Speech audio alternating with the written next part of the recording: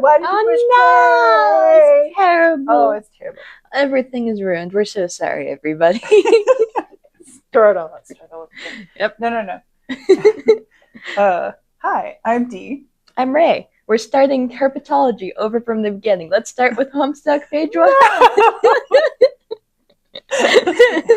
Karski, you have called my bluff. So on this page, John Egbert does... Well, we haven't learned his name's John Egbert. I'm so sorry. We have to start again. Let's go back even further. Anyways, hi. Hi. We're Herpetology of the Apocalypse, a Homestuck commentary, as well as a bunch of goofs. Hello, fellow nerds. Hi. Today we're going to be mostly talking about Barty's Brew, Yes. And possibly, well, we have some Homestuck stuff ready to the normal amount, but we'll see how long it takes. Yes. Because we have something after this, so we have to kind of keep it tight. Yes. All right. We were also planning to do Jester Quest, but I read further ahead and was like, hey, this is spoilers and should not be for spoilers on Homestuck. Yeah, for me. Yes. So, not yet. Yes. All right. But Barty's Brew, Barty's Brew, something that was made pre-Homestuck, mm-hmm. A video series-ish, 2010s? No, it was posted in the 2010. Oh, okay. But it would, looks like the first episode was made somewhere between 1996 and 1999. Okay. And the second one, the second chunk was made probably 2001. The third chunk was done in 2003, and I'm not sure about the smaller videos after that. Mm. Who knows? Wow, that's only been me. Here's a reminder that Andrew Hussie is Gen X. It doesn't seem like it. It's like he's been around, but has he ever actually matured? Have any of us actually matured? No, we have not. It's still just wild to get reminded of that occasionally, I guess. It takes a while to accumulate this many trivial shenanigans, I guess. Yeah. Fair enough. Okay. So, how do you want to approach this? I have no idea. Mostly mine is just a giant block of me going through the episode and being like, that's weird. That's also weird. Hey, it's Jurassic Park theme again.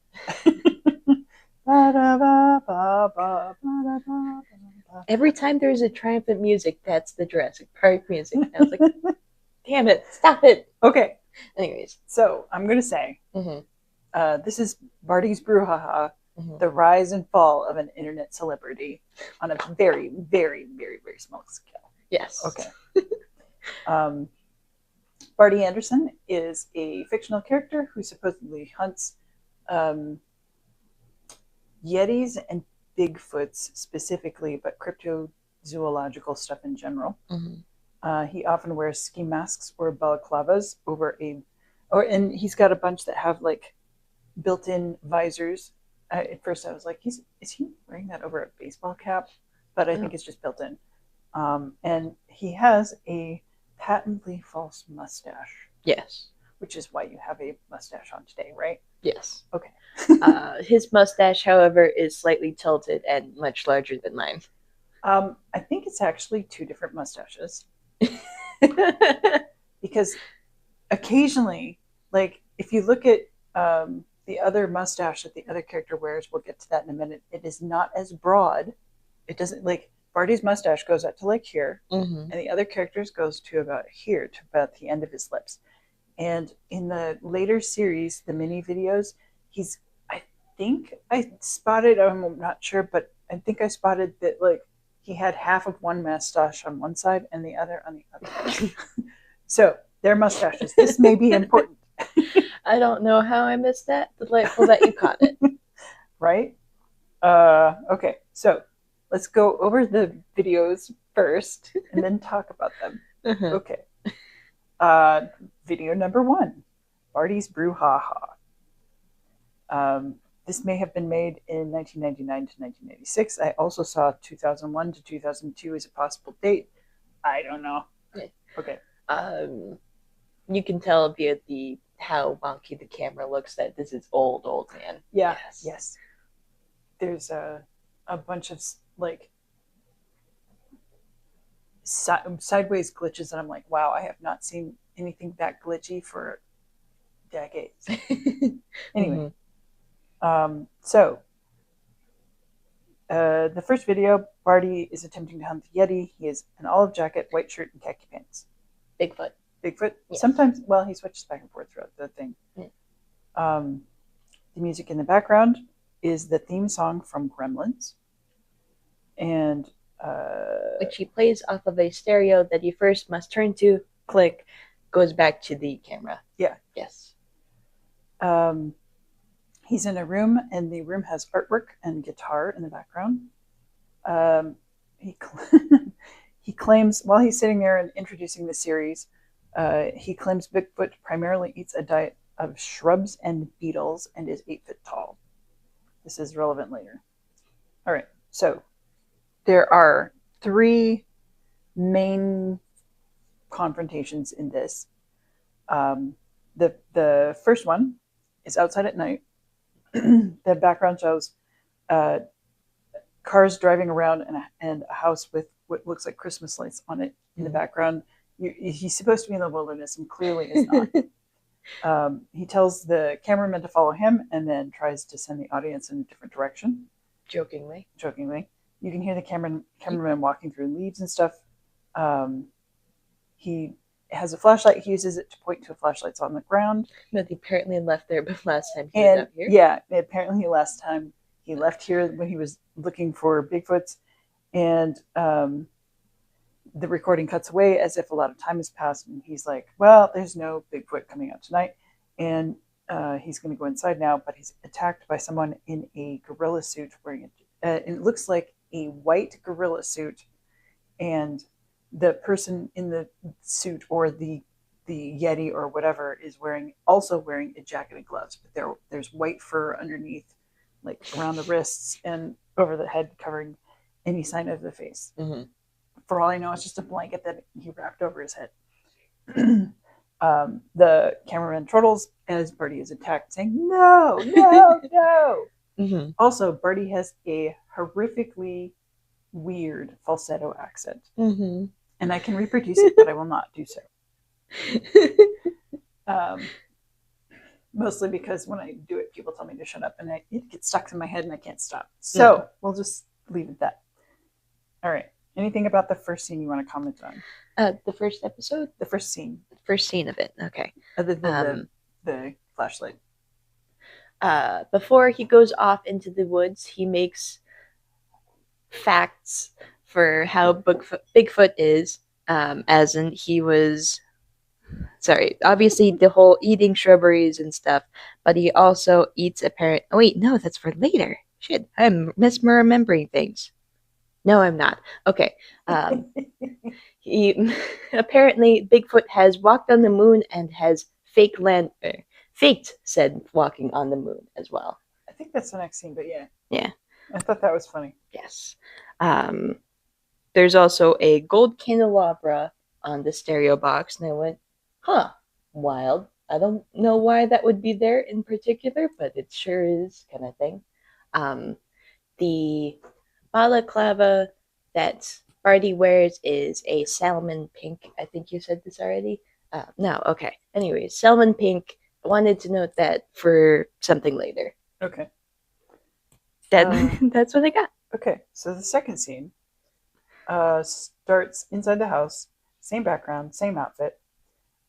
We start again with the re-recorded Gremlins theme, and this is where he starts talking about the Bigfoot facts, which I'll leave that to you.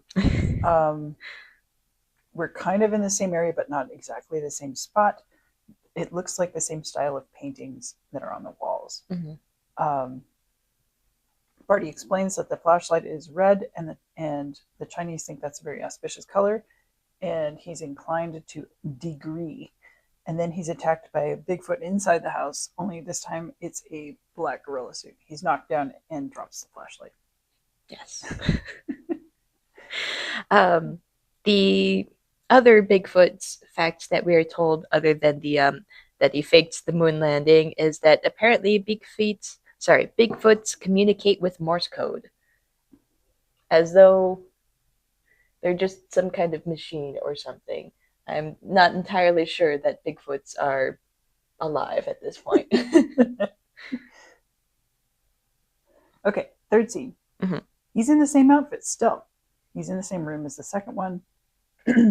As he's speaking, it looks like Bigfoot is standing just off the camera because there's a black paw that swings into view. And he starts telling about how Bigfoot lives in the country on a farm and he raised cows for a while and then switched over to the corn. And then he starts criticizing the switch from corn to cows. And that's when the fight starts and Bigfoot attacks him again. Oh, something I missed from the previous scenes is the first scene is mostly Bigfoot on the ground punching Barty. The second scene is mostly punches, but he stands up to kick also Barty. And then this scene, he is now pulling off some wrestling moves in there too. He's getting better at beating Barty's ass.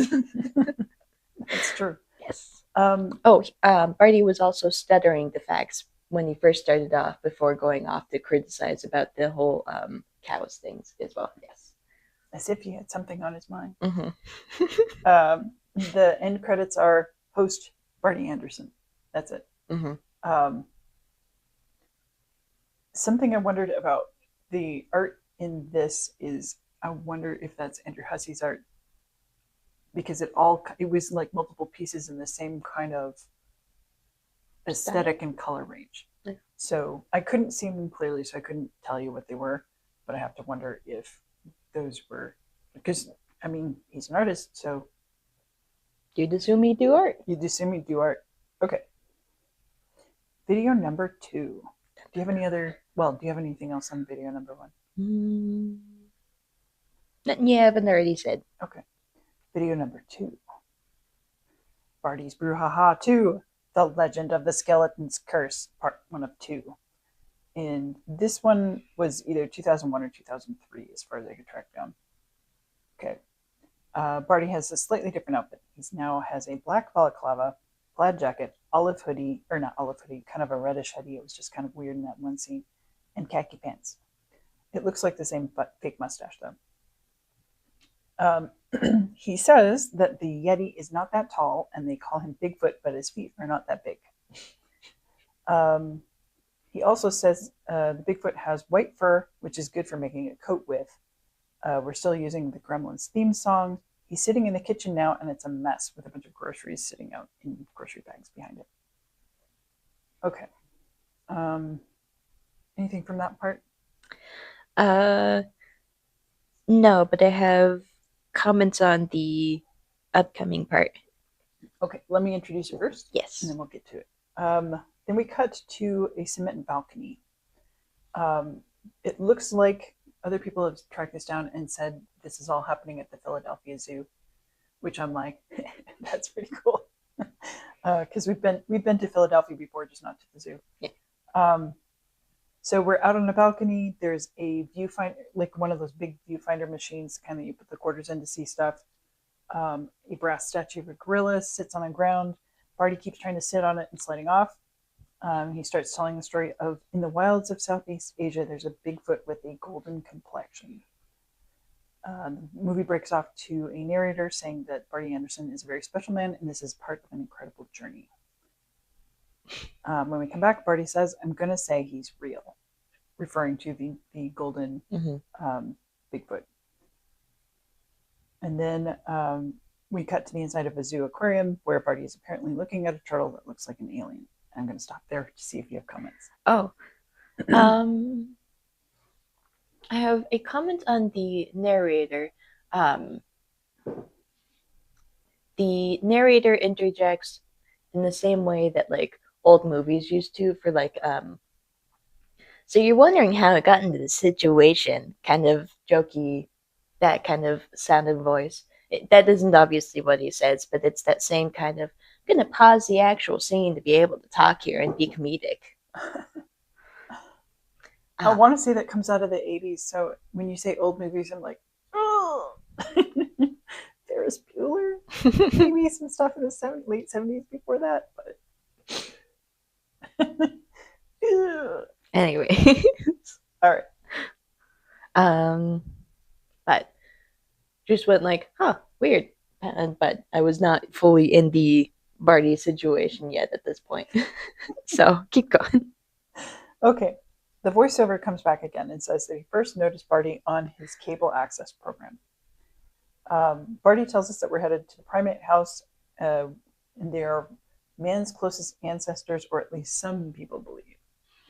The voiceover interrupts again. He says Barty is a tour guide of outrageous zoological wonders and fancies, and he took the speaker's breath away with his rugged affability and outdoorsman's charm. Says, this is the one I was looking for. We go back to the kitchen, and Barty plays the theme from Jurassic Park. Oh, I noticed too, there's a couple of clips of Barty at the zoo looking at various things, and there's a scene of monkeys watching Fraggle Rock. Yes. And then Barty at one point says, hi, from behind one of the wooden cutout birds thing that you stick your head in. Mm-hmm. I think it's a bird, but I'm not sure, like a vulture or something. But I went over that back and forth. I just could not figure it out. I'm sure if we looked at Philadelphia, they'd have something there. Oh, that's true. I didn't even think about that. Barty leads us on a safari while chasing a peacock that sounds very much like a Canada goose, but it's revealed to be a peacock. I don't know if that's supposed to be a thing. I was like, damn, how is he that close to flamingos? Because I'm used to like peacocks walking wherever they damn well please, in zoos especially, but not flamingos being like that close to be touched or whatever. Because I was like, that's like an arm's reach away from those flamingos. Damn. I think that was a forced perspective. Oh, okay. Where like you adjust the focus a little bit and zoom in and stand in a particular place. The same technique comes up later, and I'll talk about that then. Okay. Right. I think that was just a camera trick. Good. I don't think he was that close. Yes. I'm fine with people messing with the peacocks. Peacocks can take that shit, but I'm like, oh, leave the flamingos alone, man. Yeah, they might get stressed. Peacocks are like, bring it. Yeah, they're peacocks. Yep. The voiceover announces himself as being named Stuart Clemington, parapsychologist. Parapsychology being the study of ESP aberrations and other mentally related phenomena. We see a clip of Stuart versus some kind of vampire who punches him out. He says he's on a quest, and then he goes, what's my quest? What's my quest? As if he doesn't know. He walks along a railroad track and says he's searching for a skeleton in which there's purported to be a great deal of gold bullion. The soup beast. Yes. The gold bullion just means gold that's been particularly refined so that it's more valuable. So like 100% gold or nearly 100% gold. And it's usually in an ingot or some kind of a coin. Most gold coins aren't just gold because it's too mushy, but there are some bullion coins that are just mostly gold. Okay. I did not realize there was actual gold related things that way, and it was a smart and sane comment. I just was assuming that it was like gold bullion as in the soup base, and I was like, all right, that sure. Is weird. I mean, it is Andrew Hussie and family. I'm sure, all right, we'll go with that. I'm sure, gold bullion, got it. There's scenes of Stuart talking to another character, presumably the client that he mentions that passed away. His name later comes up as Linkletter. There's scenes of the two of them talking together, the character drawing in the notebook, then throwing the notebook over a wall into a parking garage or abandoned building of something with an open wall. And he's wearing what looks like the joke glasses that are super magnified. Yeah. So not quite a Beagle Puss, but still silly ones. Silly joke glasses. Yeah. Okay. Do you want me to keep going or? Do you have comments so far? The I think it's that, well, maybe a little bit further. I don't know if I didn't write scene by scene. I was like my thoughts on the things as I went. So I was peeling this apart from a writer perspective as I went, and I'll talk about that later, which is why I went so deep into what actually happened. Got it. Okay. So Stuart claims he needed a recruit because he's just not outdoorsman enough to accomplish his purpose. So now Barty's outfit changes. It's the same jacket, but over a denim shirt and some kind of athletic club t-shirt under that. So I'm presuming that everything with the denim shirt is now, and everything with the extra red hoodie underneath is then. Barty shows us how to survive in the woods by eating pine cones. What? Yes, stuff to talk about before you go off into the pine cones. So I think it said that Linklater's bones, like he himself has the gold coins in him, like his bones and stuff. And I was wondering how you would be able to like extract the bones from the corpse, because I was thinking, did he eat the Did he eat the gold, or did he like somehow get his bone marrow transplanted to be gold stuff? And I was like, God damn, that's convoluted. Probably I'm thinking too hard into this. But I was still thinking that like we'd later have a scene of like a plush corpse or something and trying to cut out the bones or something from there. I was like, you know what, they probably would, but they didn't add a budget. Anyways, there's also mention of. Can I talk about the golden bones first? Oh yeah. This guy who supposedly has gold in his bone is talking to a parapsychologist. So presumably he's either fucking nuts or he supernaturally got the gold into his bones. There's supernatural things involved. Whack. Yeah, okay. Anyways, not Linklater, Stuart, whose name I keep forgetting and keep trying to call. I just keep calling him Stuart too. Yeah, it's Clamington. No, my brain keeps trying to calling him Samington, and that's not it either. Anyways, Stuart, he mentions Daniel Boone's and David Crockett, both real American people back in the heyday and stuff. Just wanted to mention that, and then off to the pinecone biting. They're both legendary early American figures from the 1700s or early 1800s. I think this is the late 1700s. Yeah. But they're frontiersmen and typify the frontier American spirit. Woo. Anyways. Oh. Also, yeah, I'll say that for later. Yeah. Okay, never mind. I'd see if I remember it. Anyway, Barty shows us how to survive in the woods by eating pine cones, which is not a really good way to survive in the woods. No. Okay. Stuart is there in real time, dressed up in a gray zip-up fleece. He says he's going to take us on a tale of legend, enchantment, and buried riches. Barty accepts the task, and Stuart notes that he'd find me my gold. He'd find me my gold. Like in a really weird measured cadence.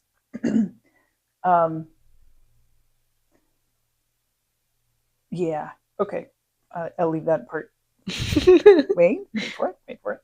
Okay, so, and there's a sequence of things of Barty demonstrating his incompetence, falling down a hill, failing to start a fire, and then Stuart tells Barty he is so beautiful with the song Teamwork from a kids show called Lazy Town, a really weird kids show called Lazy Town in the background. Yeah. This is the one that has Robbie Rotten, if you remember him coming up as a meme a while ago, who later had cancer and passed away. I didn't know that. Yeah. Anyways, but if you remember Robbie Rotten for anything, the Lazy Town is probably, yeah. Or sorry, his actor for anything is probably Robbie Rotten in Lazy Town. Yeah. Okay.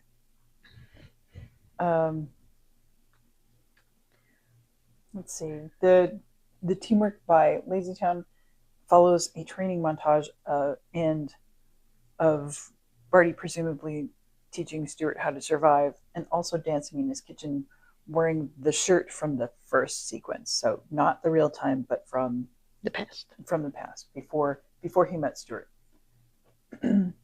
Outside, Barty's mustache comes loose, and Stuart helpfully sticks it back on.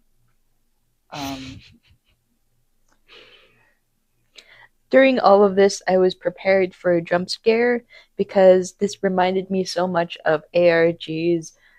And I was like, oh God, when is it coming? When is the horror coming? It never did, but my brain is so in a whole different internet culture that I was like, during this.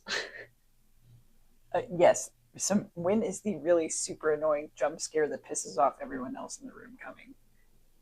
As in, so here's why Ray tends to wear headphones. So the next thing that happens, Stuart says he came here for one purpose, but now he has another. So after that, there's a bunch of more stuff about Barty being incompetent. He's tried to show us how to fish and tries to catch them like a bear. He's compiled a treasure map based on the information Stuart gave him. He says he's looking for the bones of Mr. Franklin Linkletter. This is the first time we get the other guy's name.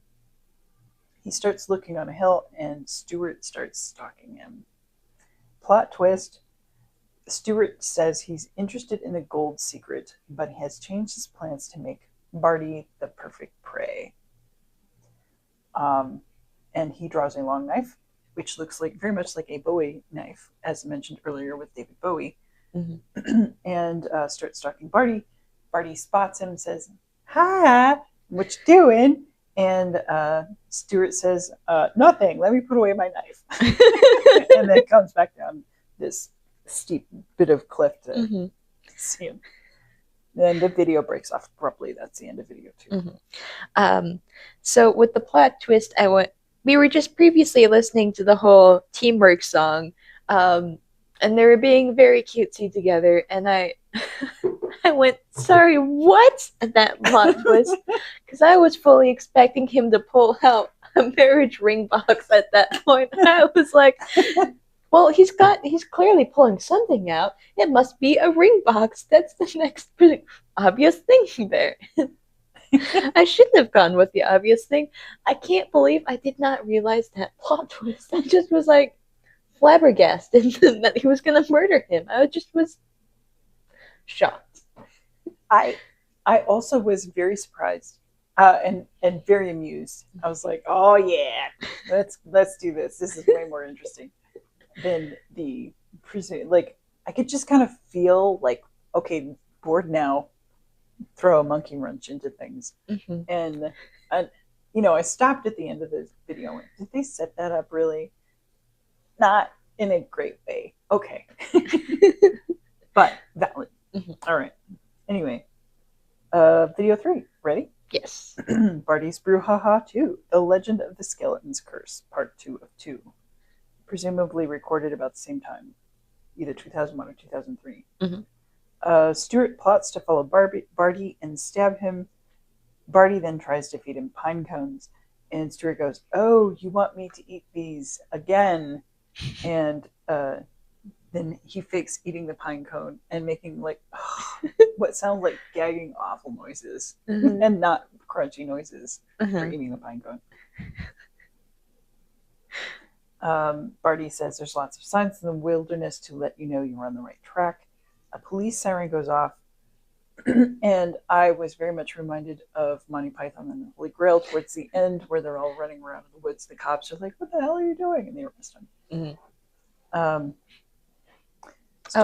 There was previously playing the Lazy Town teamwork song again, by the way. Okay. Yes. Anyway, Stuart. Barty talks about you got to keep paying careful attention to everything around you, at which point Stuart disappears. And Barty follows that up with, "This can happen sometimes if you're not used to living in the wilderness." That poor soul, he probably got eaten by a bear. Some more bear shit. I think because, like, in context, Stuart, the cryptozoologist, is used to people saying about the Yeti and or Bigfoot, "Oh, it's just a bear."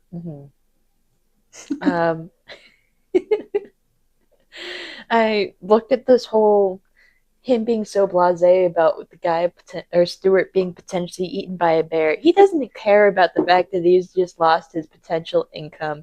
He just does not give two hoots, just continues on his way. And I was like, God damn, you're not even worried about the barrier for yourself. You are an adventurous spirit and also wildly insane, but we already knew that.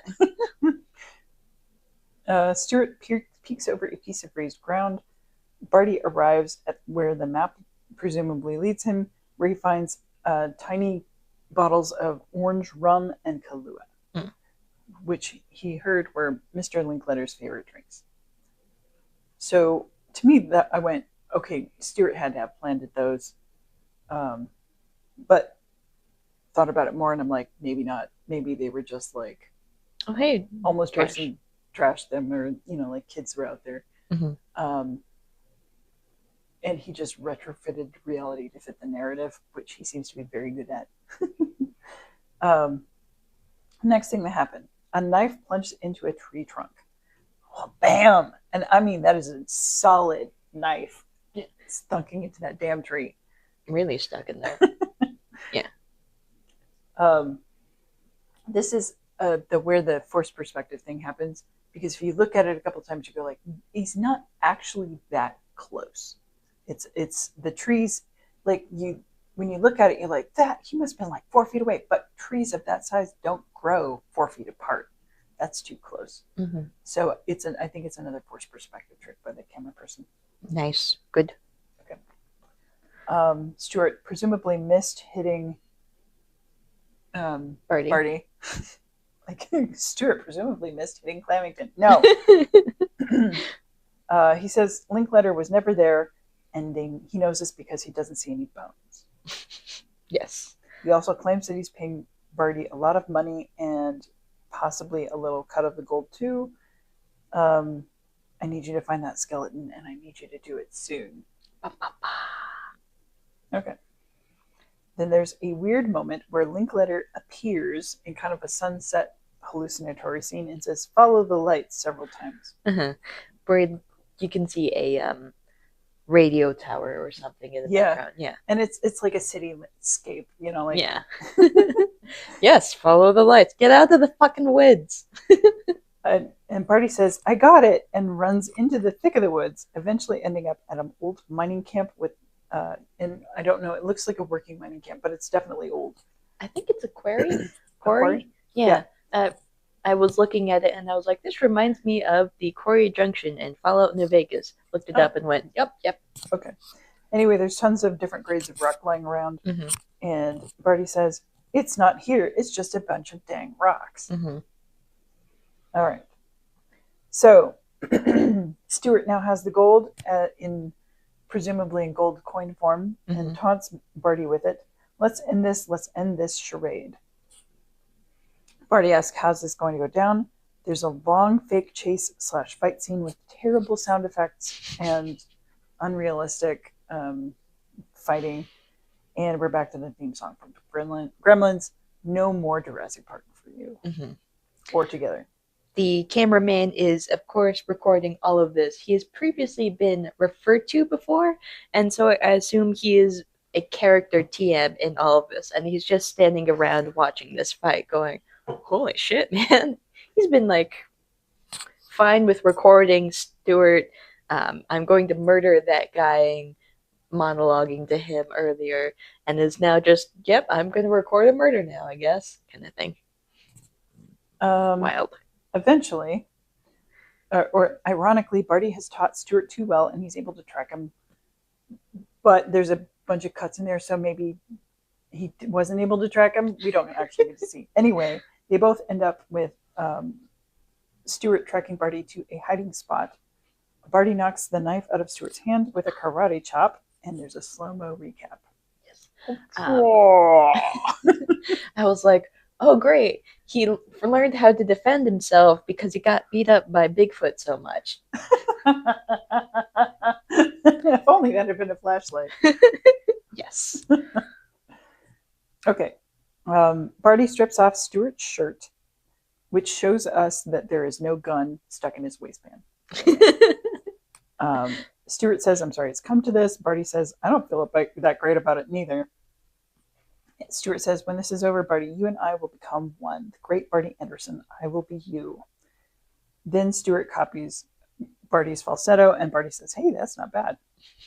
Stuart shoots Barty 3 times, then drops the gun on his crotch, and Barty flinches and then goes limp, implying that it was the crotch drop that killed him. Stuart says, good night, sweet prince, and we end with a placard for in loving memory of Barty Anderson.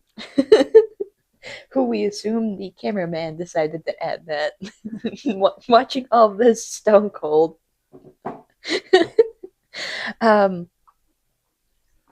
Oh, we also had the Jurassic Park theme again at the very end there. Previously, while they were fighting, there was lots of, oh, who's on top fighting kind of things. And they were mostly slapping each other. And I was like, they eventually got to a point of where they were all bloody and stuff. And I was like, how did you get this bloody from slapping each other? There's not even like fake bruises on your cheek. I'm just being too pedantic about this, but clearly you've beaten each other with rocks and they're pretending that it was just like slapping each other or something. Anyways. Okay. Thank you.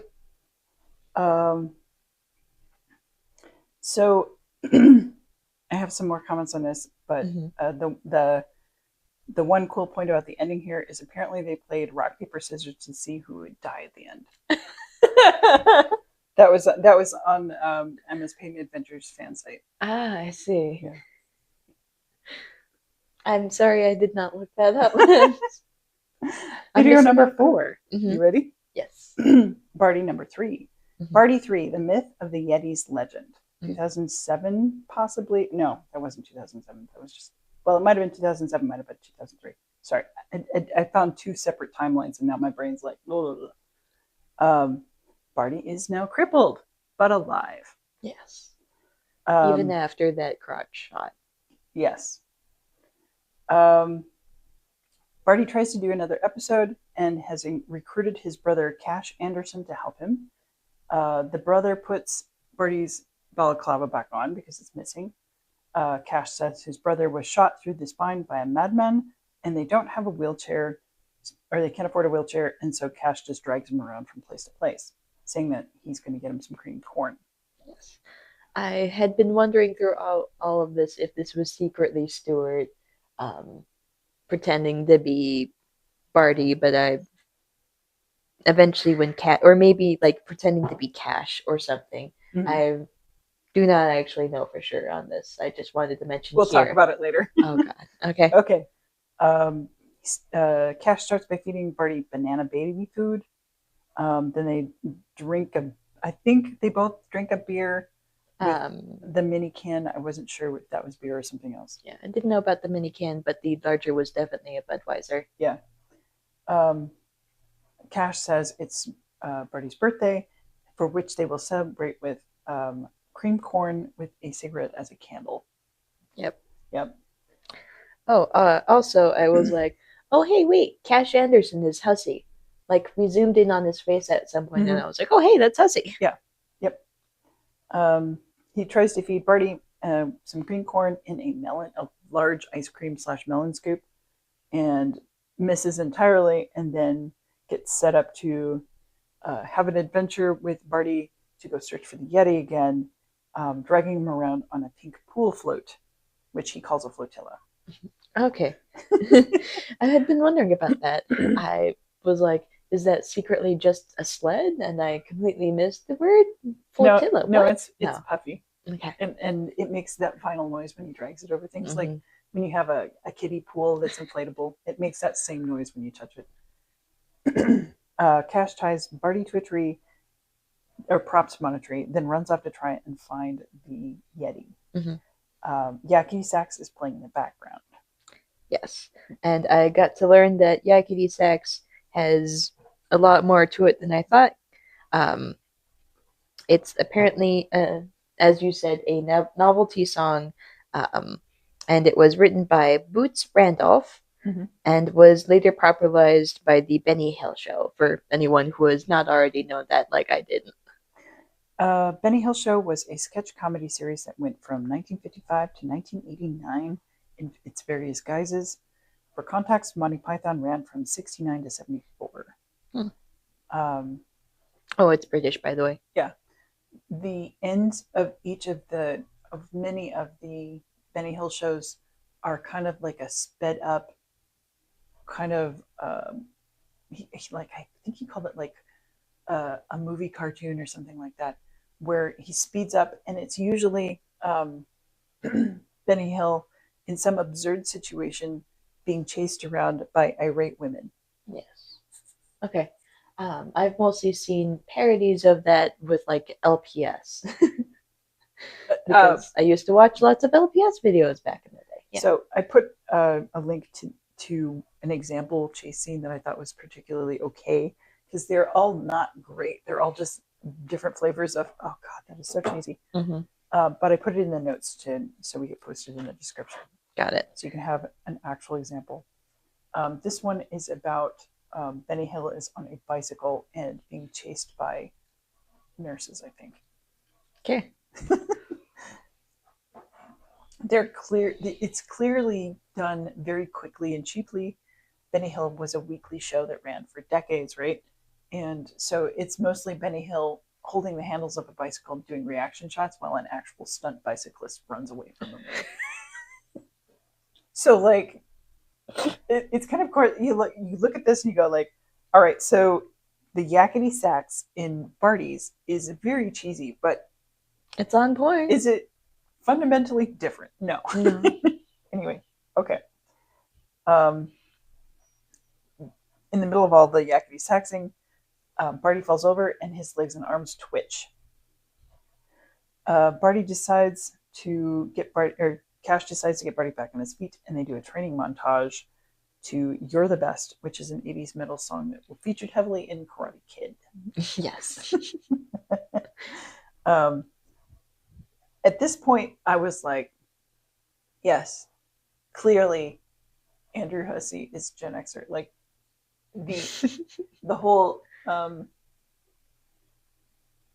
what do you call a something or other with no arms and no legs joke has become so ingrained in the two of them that they're like, yes, I'm comfortable making jokes about crippled people doing this. And magically getting back up, I was like, this is extremely tasteless. And I remember this style of joke very well from back in the day.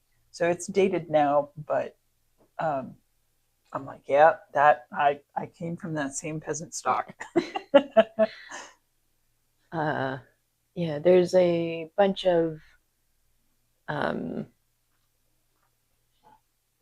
that kind of stuff that comes up in Homestuck, not like direct one-to-one or anything, but it was enough that people were like, hey, maybe we'll make our own site that removes like the R word, that kind of stuff. Yeah, just basically Homestuck, but removal of things and stuff. I was like, I think it's so ingrained that you can't fully skip it or anything. Yeah. I think too that like it's important to acknowledge that it's really there. Yeah. But I can see where people would want to take it out. It just in the 80s there was so much of that stuff going around that it took me quite a bit of time to pull it out, and I still catch myself every once in a while. But also when people my age got into the 90s and the early 2000s, there was a huge kerfluffle about Tipper Gore censoring a lot of stuff in music and making this album has explicit lyrics, stickers all over everything. So to people of my generation, pulling stuff out is a really offensive act. And I wouldn't be surprised if like there were a meltdown involved by people threatening to post Homestuck stuff that had taken out various offensive things, like put a sticker on it.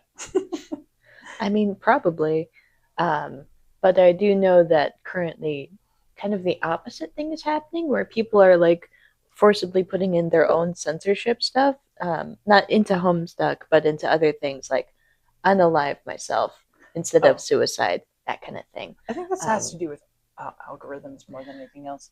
That's like people looked at that and like did further studies and were like, there's no actual thing for like it's going to be a 100% thing that the algorithm's going to censor you for this. It's mostly people just censoring themselves at this point, like over censoring themselves. Yeah, but like when it first started, it was pretty difficult. Wild. Like I've had it on Facebook. I had that happen to me a number of times where I said something about, like I was just joking around, like, yeah, it was a great day. I think I'll shoot myself or something like that. That got blocked and my whole account got shut down for 2 days. So there's definitely bases. It's just now with the way that LLMs are working and they're scanning through stuff, it's not like you can get away with more shit now. Got it. It's still not clear to people what's safe and what's not safe. Yeah. That reminds me a lot of how YouTube works in general as well. There's a lot of rules on YouTube that people have been throughout the whole time of YouTube fucking with things, have been like, I generally don't know what's allowed versus what's not. What are your rules? You genuinely will not tell me what are your rules for whether or not this video will be taken down or not, kind of thing. But I mean, it used to be worse before, but people have been fighting back against it, and it's kind of been an up and down and up and down kind of thing. I feel like this is like the same structure that leads to people coming up with weird fucking gods. Like, we don't know what you want. We don't know what the rules are. We just know that one time this one thing worked, either to prevent something bad or to cause something, or to apparently cause something good. So we're going to do that. And that just keeps growing and growing and growing and growing until there's this weird ritual pattern that comes out. Yeah. And you're like, now we kill things for the sky god. Yeah.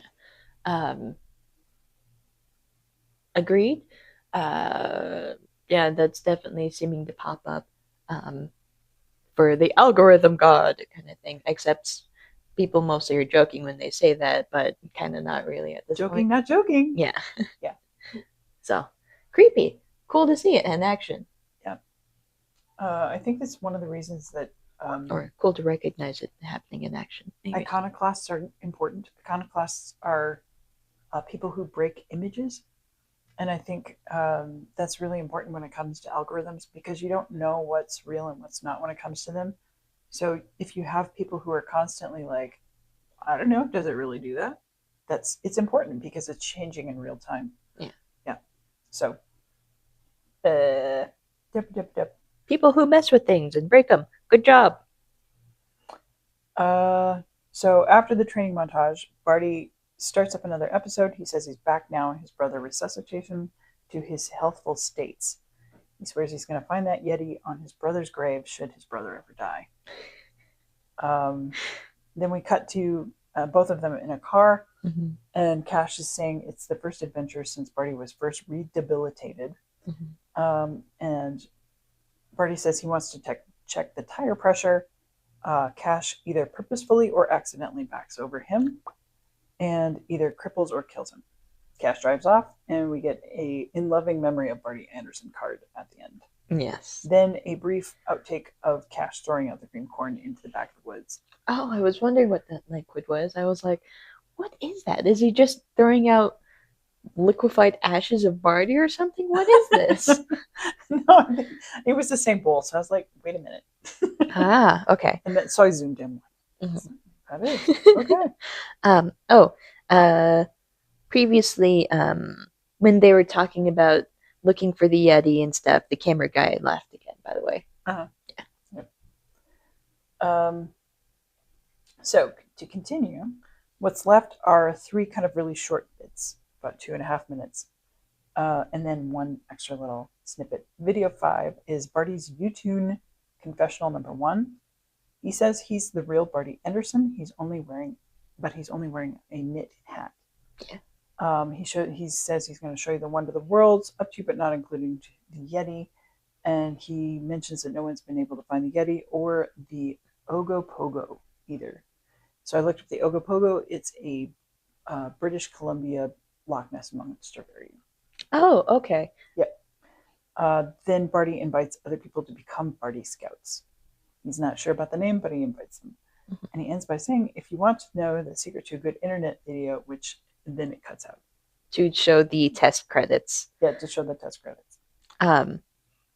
This video, I was like, is this Stuart?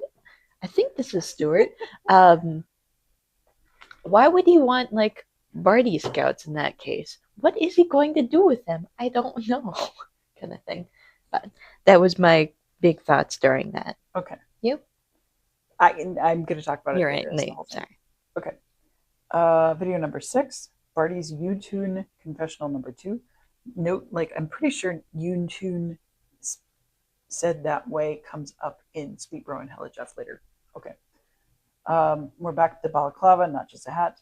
And the Barty in the video says he's the one and only. And then he starts talking about whether the Freemasons and the Illuminati control the hip-hop industry.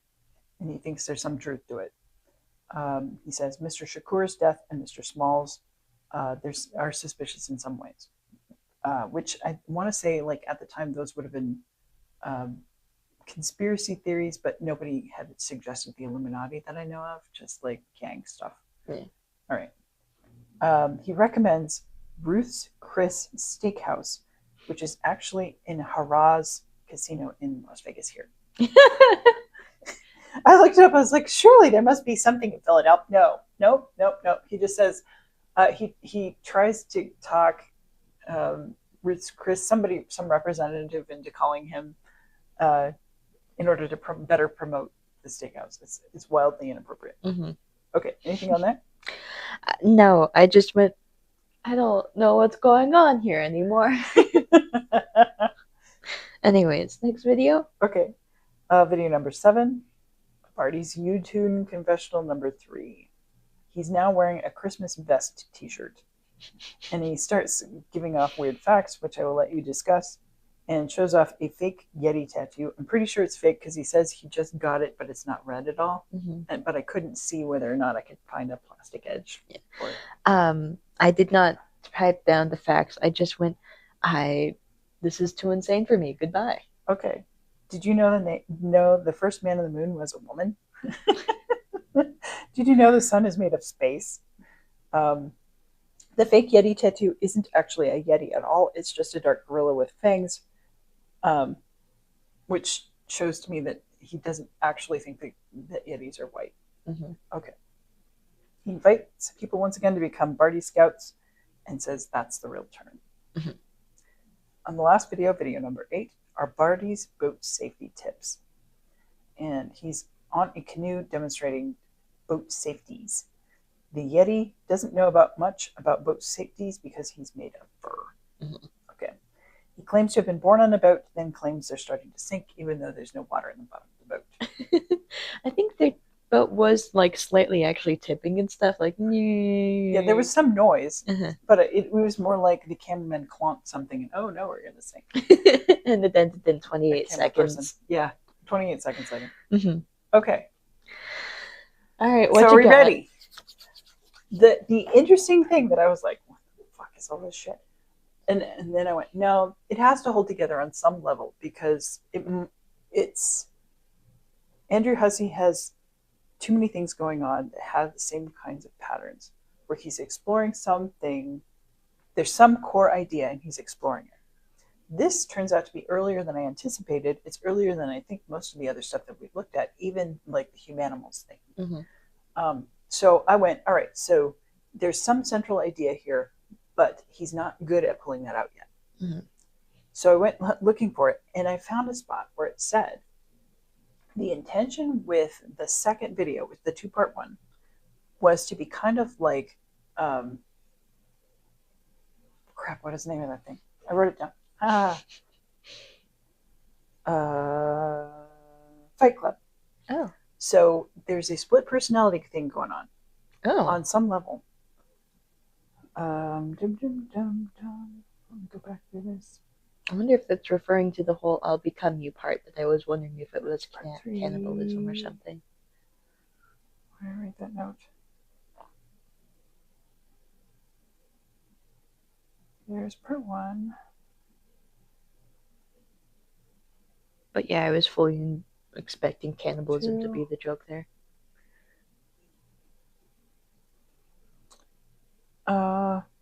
You're supposed to be able to pick up on this. Again, this is not well done, but you're supposed to be able to pick up on this because both people are the same person because they are switching back and forth with the mustache. Oh, okay. So it isn't just that they both have fake mustaches because it's funny. It's that they have fake mustaches because underneath it's the same person. Okay. Side note, I had been wondering as well if Franklin Linkletter was also Stewart before, because, well, not because of this. I just was like, he's already pretending that he's been people before, or he's going to become Barty. I wonder if he's been other people before that.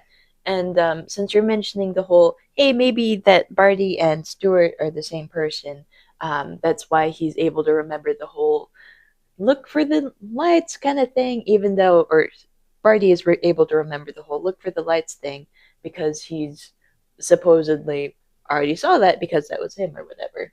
Yeah. Anyways, your thing? Okay, so my theory. Sorry. Barty Anderson claims to have a cable access channel. He hunts the Yeti 3 times and finds it, or it finds him. The Yeti is black and attacks him. Like there's one Yeti that's white and attacks him. There's one that's black and attacks him. He does not remember this.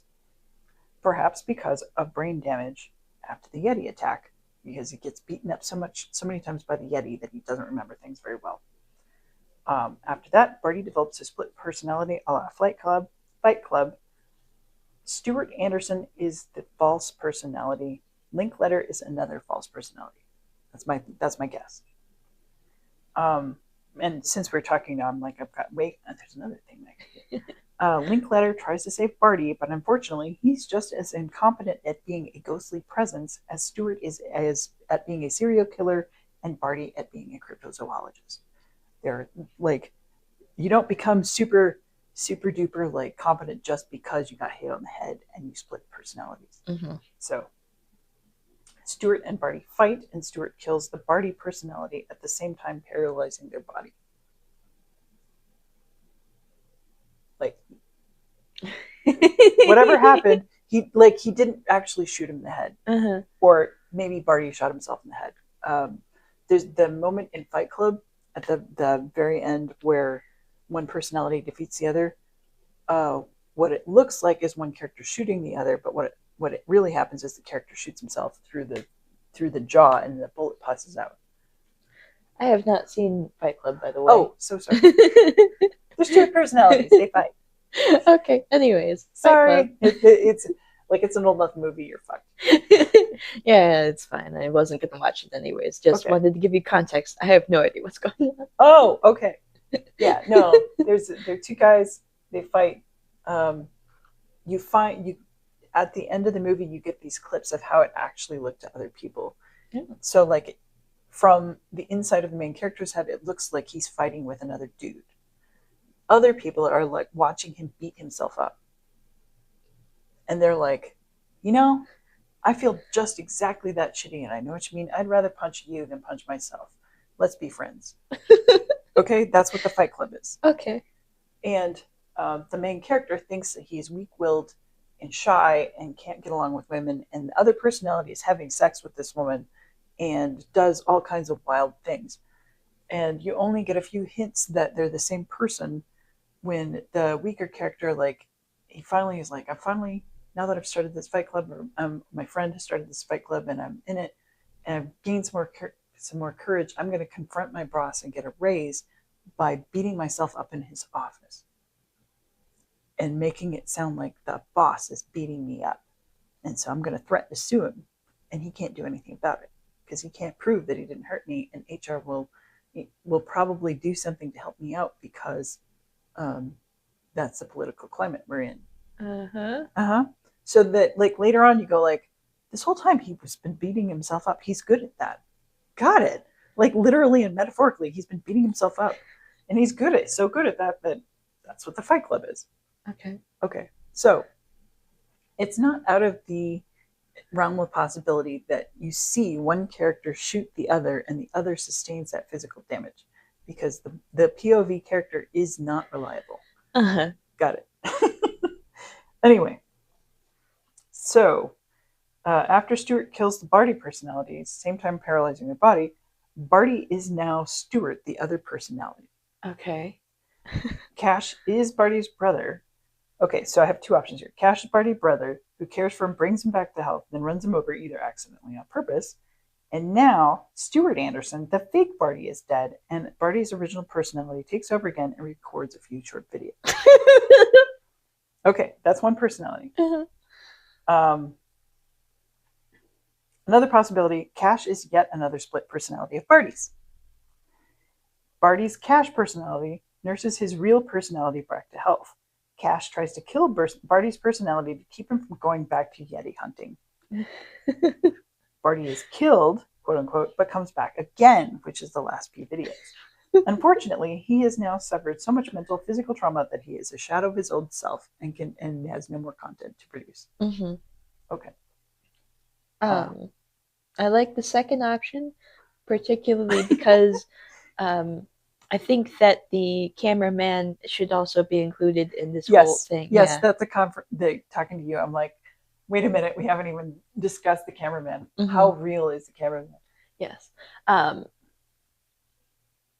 Because the whole, when his personality shut off in a bit in the U-Tunes ones, or the confessional ones, that's just fully not, there's no cameraman, there's no anyone else there. It's just Barty by himself until the very end of where the canoe, and then possibly killing himself for permanently and stuff.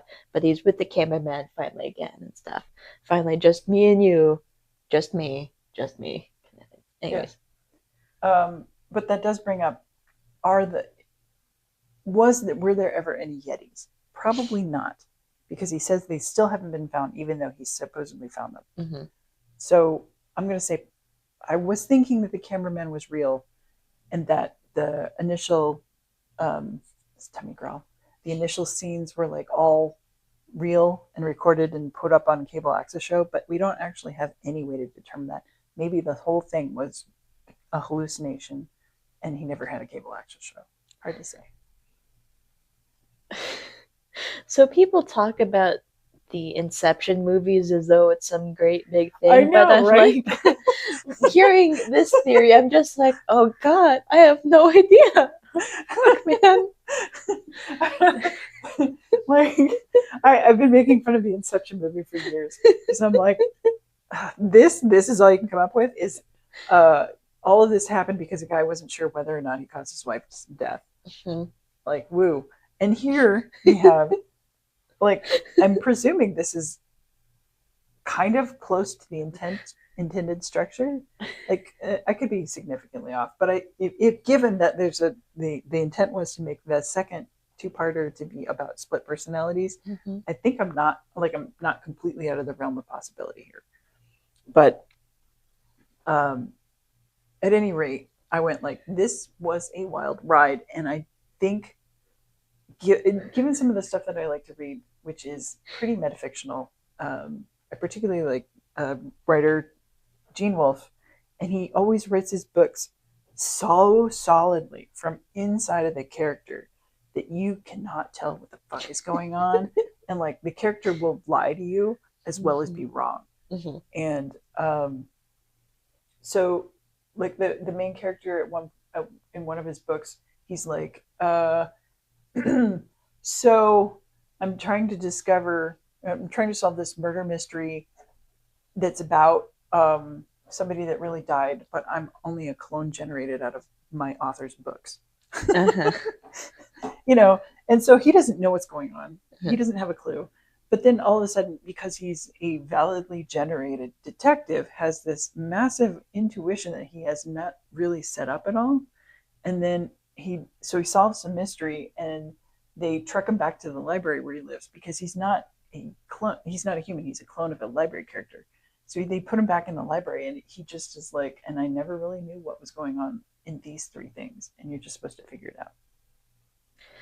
Sorry, I just had a sudden realization. What? So, Barty really likes going into the zoo and walking amongst the animals and stuff. Mm-hmm. Do you think that's what the Yeti actually was? An actual gorilla that just beat the shit out of him, and that's why he's having like so many flashback memories to the zoo because he was hanging out there and then he went off into the. Who knows? Okay, no, sorry. I think this is the mind of a guy who's like just pretending so hard that he can't tell fantasy from reality, because like the Yeti thing kind of comes, like at least the golden Yeti thing comes out of the statue that he was sliding around on. Mm-hmm. And so he's talking about gorillas, you know. He calls them Yetis because it's not gorilla. He's an unreliable narrator. Mm-hmm. Okay, sorry. I realized that's completely off of your point from the book character. It just needed to like have a moment. Okay. Anyways, yes. So I have thoughts about the thoughts, right? Yes. Because something I noticed in there is that the titles get more and more hyper real as you go. Like the first video is about the thing, and the second video is about the thing, and the third video is the thing about the thing about the thing. Where did I write that down? Barty's Brew, haha, the thing. The Legend of the Skeleton's Curse, the thing about the thing. The myth of the Yeti's legend. So it's a myth about a legend about a thing. That's a third level of thing. So we're back to him going, how far away from reality can we go? So a lot of the stuff in here reminded me vaguely of Sweet Bro and Hella Jeff, which we've been through, right? And I want to say, like, this is first, Sweet Bro and Hella Jeff is second. And what this was an exploration of kind of like a comedy duo thing, where one character is the straight man and the other is the comedian. Like the other one knows more than the first character, but both of them are incompetent. And so what happens is the conflicts are driven by having both the straight man and the comedian there, but focusing on the straight man as being the center of the story. Mm-hmm. As soon as the awful comedian goes away, the straight man has nothing more to say. Mm-hmm. So I think it was a very limited series because possibly Hussie realized that there was only so far you can take that joke. Mm-hmm. And he took it pretty dang far. Yeah. But like when your main character is incompetent and naive and never changes that, there's only so much you can do with it, especially if the sources of the conflict are gone, mm-hmm. which is why he runs out of material at the end. Yeah. Why he just kind of goes, right, and then into the water. Where there's a subtle adjustment with Sweet Bro and Hella Jeff, where you go like, clearly Sweet Bro is supposed to be the naive character and Hella Jeff is supposed to be the more sophisticated comedian commenting on the first character, mm-hmm. but they are both incompetent, mm-hmm. in ways that continue the drama between the two of them. Mm-hmm. And I'm not sure how that works, but I can at least see the simpler pattern in Barty's Brew, haha, and go, yes, eventually that ended up somewhere else. You could see the evolution and stuff. Yeah. So as a writer, the reason why I dug so hard into this, because I was like, holy shit, here's a simple version of a complex pattern. I can get the simple version because I can see where it went wrong. And I go like, okay, so if I were going to fix it up, what I would do is this, and the other thing. Mm-hmm. But also I wouldn't really change very much because it's the badness that tells you that the story is not cohesive. Like mm-hmm. Because we can't see the gun underneath Clemington's shirt, we know that the gun has appeared out of nowhere. Mm-hmm. And it's easy to presume that it's a continuity error. But what if the continuity error is the story, mm-hmm. and it's all like the two brothers, the two personalities and not just one? Yeah. So I was pretty jazzed with it. Yeah.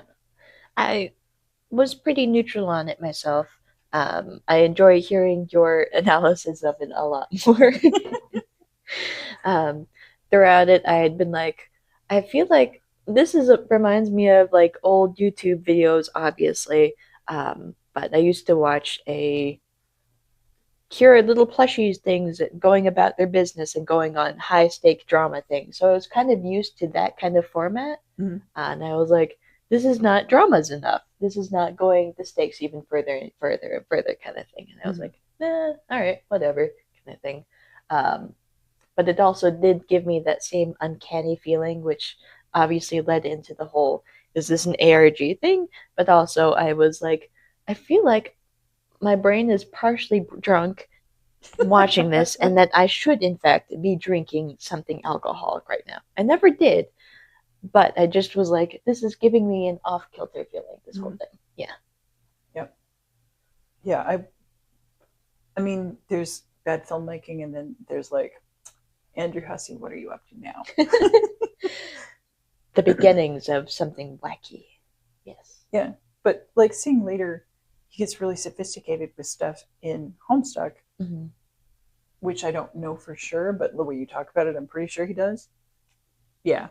And it goes, people like it, and it goes for thousands of pages. There's got to be something complicated going on. How did he get from point A to point B? How did he get to a point where he could become the person or write those stories? He was obviously iterating like different smartass principles as he went along, and building off of each of them as he went. So I don't know. I just think it's really fascinating. Yeah. Okay. We are at a good stopping point, and we have been talking for some time. It is 1:20 now. Yes. So I think we should call it here. Okay. And not do more of the stuff. Anything you want to say before we cut?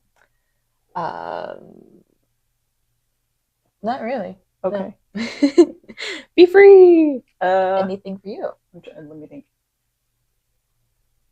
Yeah, I mostly talk this time. You're in charge next time. Okay. Okay.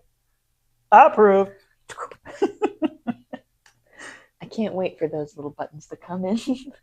The buttons that have the voice lines recording things. Oh, I didn't order them. I know. I want them, but I don't want them. I want them, but I don't want them. I was going to get some kind of sound cue thing to put on a keychain so I could hit it and go approved. But you'd prefer doing it with your voice? I like doing it with my voice, but also keychains really aren't set up for that. They'll have one recording, or it'd be easier to set it up on your phone with some kind of app than it would be to do it, which is disappointing because yeah, it would be funny to have a big red button that just said approved. Yes. Maybe I should get you like a stamp thing that just says approved, and you can stamp it onto people. No? Anyways. I don't know if I can be trusted with that. Well, it's going to be... Denied. I won't get you ink for it, apparently. But I guess maybe I'll get you the stamps.